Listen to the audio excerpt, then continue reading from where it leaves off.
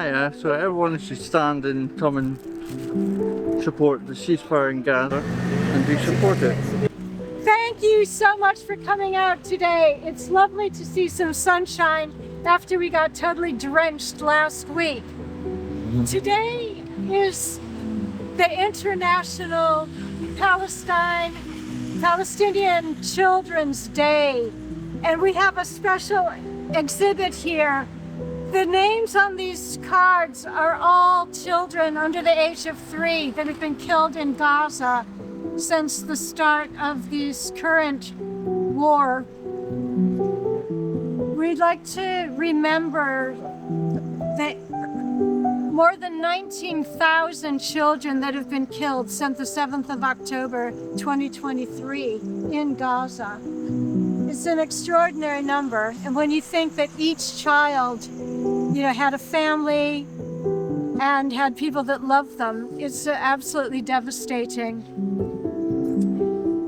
39,000 Palestinian children in Gaza have lost one or both of their parents. Some children are the only surviving member of their family, which is just unbelievable.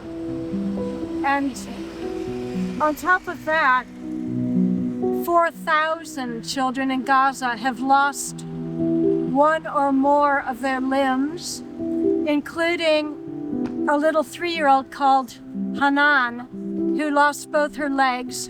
Her 18-month-old sister, Misk, has lost her left foot, and they have also lost their mother, who was killed in the explosion that injured them.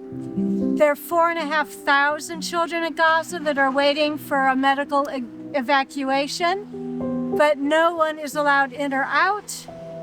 And since the 2nd of March, absolutely nothing is getting into Gaza. No food, no water, no electric generator, fuel, nothing. So people, and especially children, are at great risk of starvation.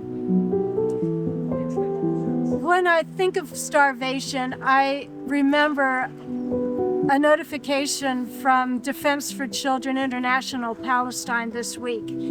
They carried out an autopsy on a 17-year-old Palestinian who was in Israeli detention. He died in detention, a child.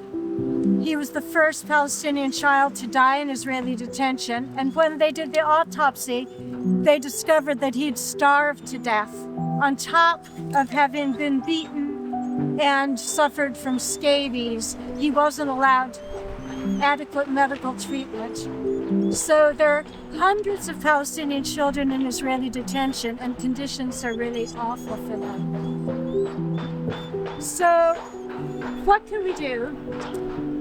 You've made a start by coming today to this vigil, where we've remembered the children that are suffering and have died and have been injured. But there's more we can do. This week in Stromness at the Northlight Gallery, there's an exhibition of Palestinian art and art by Orkney artists that have put in work. So we encourage everyone to go along and see the exhibition. It's every day from 11 till 4, and it's a beautiful expression of hope.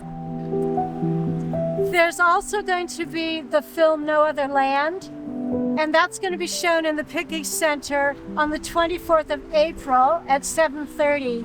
So we'll get more notification about that soon, but definitely it's an Oscar-winning film filmed in the West Bank by a joint Israeli-Palestinian team of directors. So definitely worth going along to see that.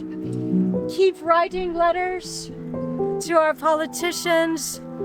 You can also support some of the charities that Orkney Friends of Palestine is supporting this year, which is the Shufat Refugee Camp Disabled Children's Center, and also Hope and Play, and they are supporting children in Gaza even during this very difficult time when it's hard to get aid in, they're still able to provide services and trauma support for children.